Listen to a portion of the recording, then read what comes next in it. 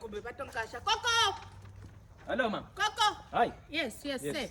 How Yes, can I say. help Yes. Say, it's me, Mikey. Ja, Yeah. Me write CV hoe to kan you. ek jou help? Hey, I'm Ja. looking for a job. I write CV to you. Ek het jou CV gekry. Hier is geskryf jy's baie goed met Afrikaans. En die huiswerk is jy baie goed met huiswerk en goed skoonmaak.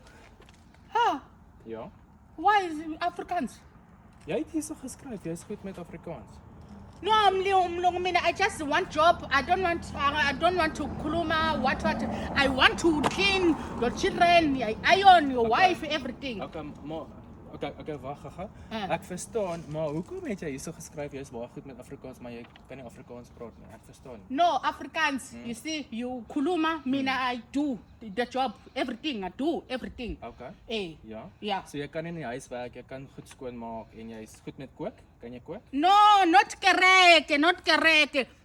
I only come here to cook and clean and everything. So can I start how much you giving me? Nee, jy wil nou eers begin, maar jy vra vir my hoeveel gaan jy kry? I don't do fraud. I just want to start now to clean now. Nee, ek's I alright. just want to know how much I'm getting. Nee, ek's alright. Ek sal iemand anders kry om te werk. Savannah, you got?